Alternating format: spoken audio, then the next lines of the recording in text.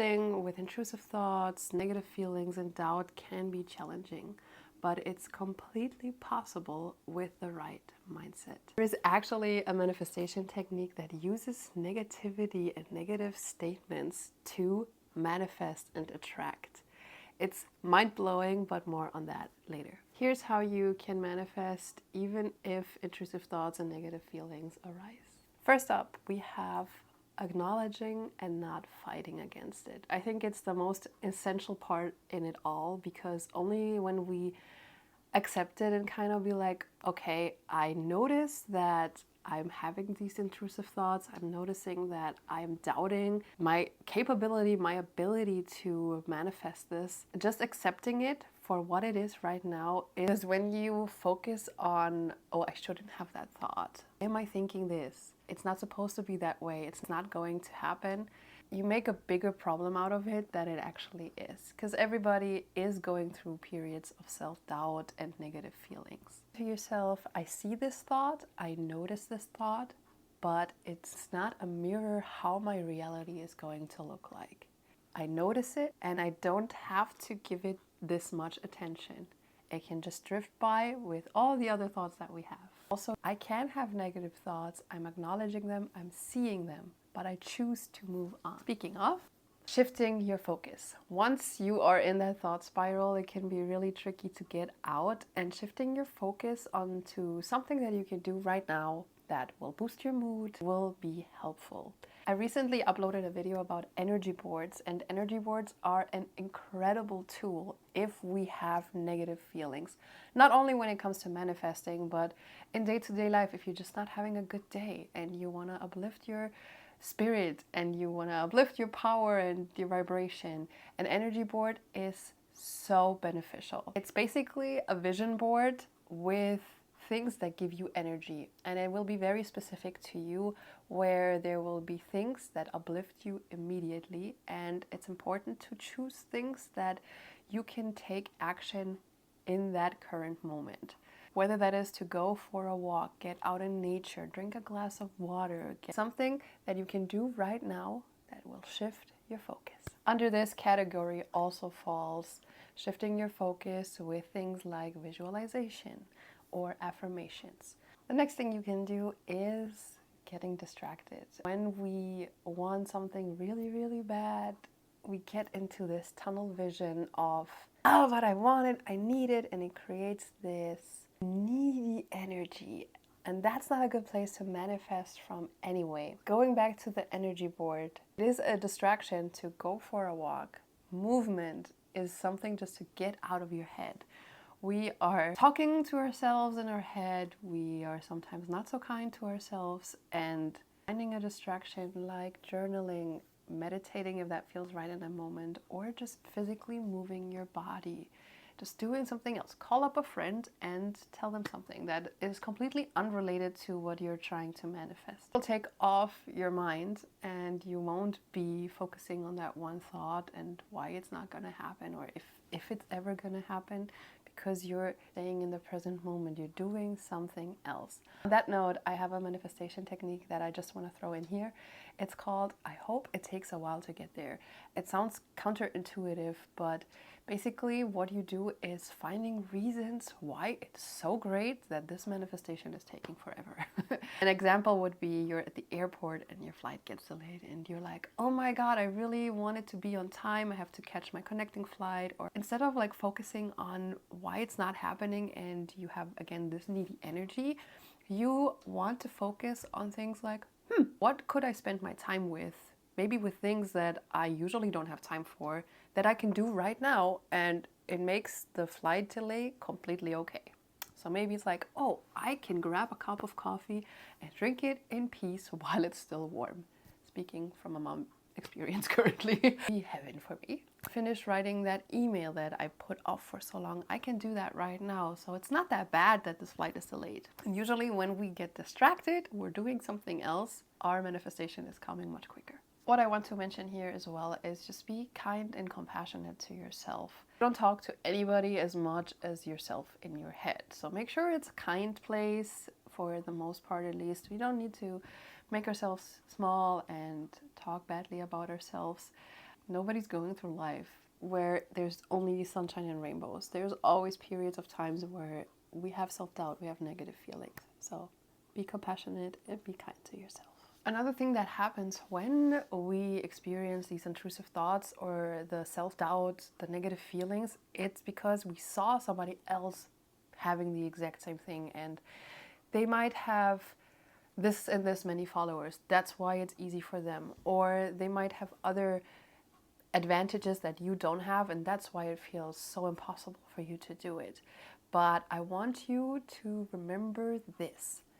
There is something called driftwood. Abraham Hicks has described this, and it basically describes that your manifestation is coming close. It's coming close to you, into your life, when you see other people having the exact same thing that you want.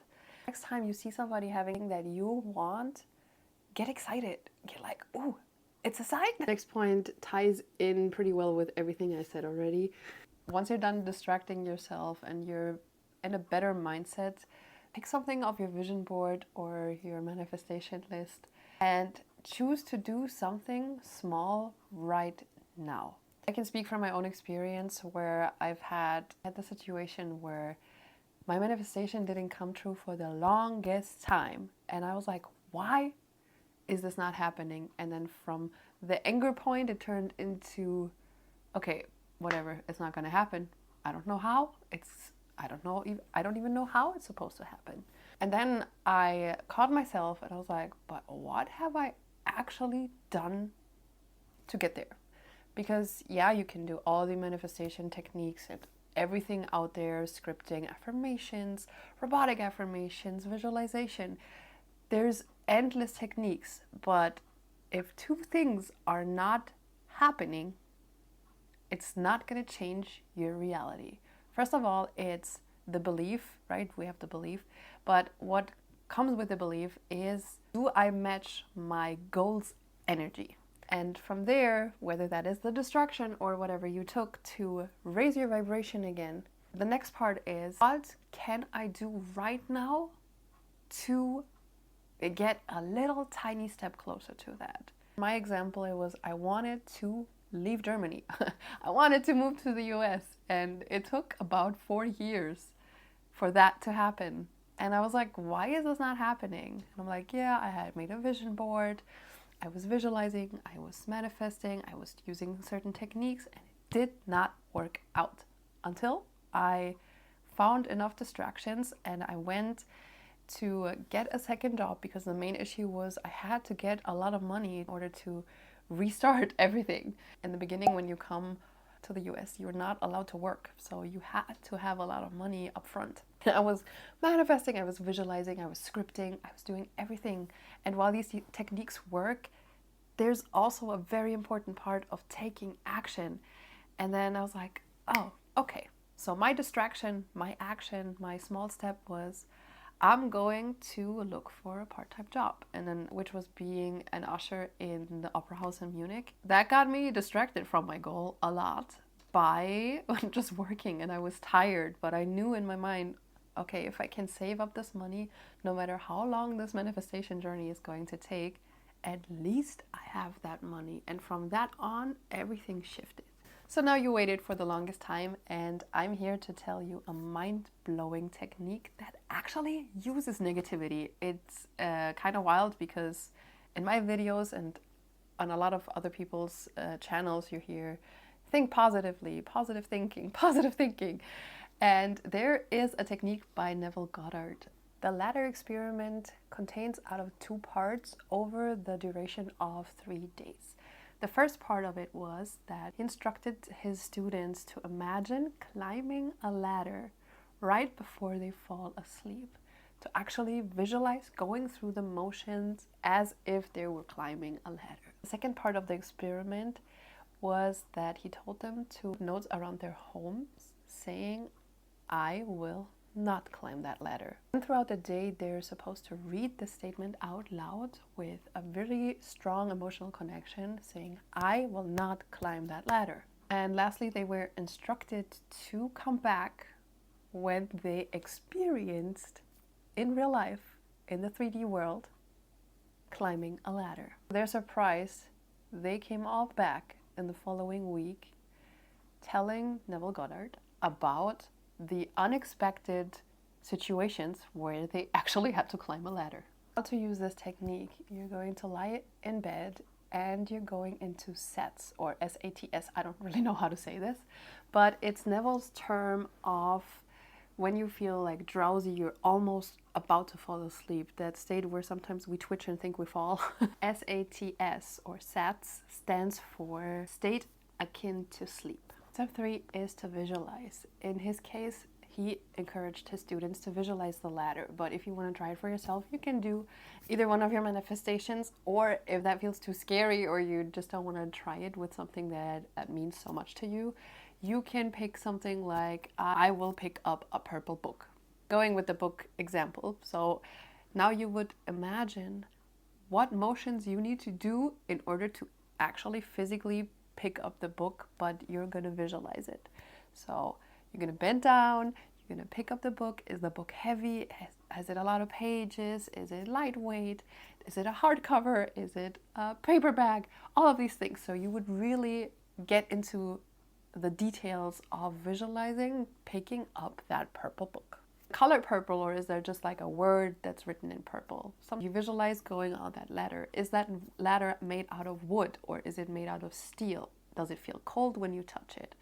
Imagining types of muscles you need to use in order to climb up that ladder. And then on step 4, you're actually doing the motion of climbing that ladder or picking up that book. And step number 5 is to loop the scene, whatever you want to imagine, over and over and over again until you drift off to sleep. Step 6, after you wake up, you write on a post-it note, I will not climb that ladder, or I will not pick up this purple book. Place this note somewhere where you can see it often, and every time throughout the day when you pass this note, this is step 7, you're going to say the sentence out loud with a lot of conviction, a lot of power behind it. I will not climb the ladder. I will not pick up the purple book. Try to really get into your feelings and really mean what you say. And then step number 8 is to repeat it for 3 days. And then you stop this whole sequence and you're going to wait when it's going to happen. And the last part of this experiment, which is crucial, is to let it go. Don't throw away the note. Don't visualize it anymore. Just stop completely and use one of these tips of this video to get out and do something else. Get distracted. Start small with another goal. Then the question is, what did Neville Goddard wanted to achieve with this kind of experiment? And there's certain theories out there. One of them, which a lot of people agree on, is to showcase how incredibly powerful our subconscious mind is. In the experiment, they train their subconscious mind to climb the ladder, but the conscious mind is saying over and over again, no, we're not climbing the ladder. And the second speculation is that it has to do with the law of attraction. What you focus on, you will bring into your life. Similar to the law of attraction, but on neurolinguistics programming, NLP's belief that the subconscious mind does not understand, no, I don't want to. It just hears the energy behind it and it just focuses on the words that have the meaning, the power behind it. That is super powerful, because how often do we manifest something that we don't want because we put the intention of, oh, please don't give me this. I always put the example of being in school and you hope that your teacher's not calling you out on a question that you sure as hell don't know. And then for me at least, it was always the time when the teacher was like, Miri, what's the answer? And I'm like, dang it, I don't know it. I just thought about it. Please don't pick me, please don't pick me, please don't pick me. You can use this technique to actually reword your manifestation, what you want, in a negative way to get it. When we're in a happy, positive feelings, they're high, they're uplifted. But have you ever noticed that when you feel angry about something, when you feel not good and you want to just vent, that just feels so easy to, like, oh God, I didn't want this. And that way you can manifest things that you actually want by saying the opposite. Let me know in the comments if you've had an experience like that, that you manifested something out of a negative feeling. I've also heard people saying that they just gave up on their manifestation, right? It's like, okay, it's not gonna happen. I'm not gonna be delusional and believe in this anymore. It's not gonna happen. And then in the quickest time, it actually happened anyway. So please, please, please let me know. Please try it out for yourself. I was talking about driftwood earlier in this video, and if you want to know 5 more signs on how to know that your manifestation is coming soon, you should watch this video next.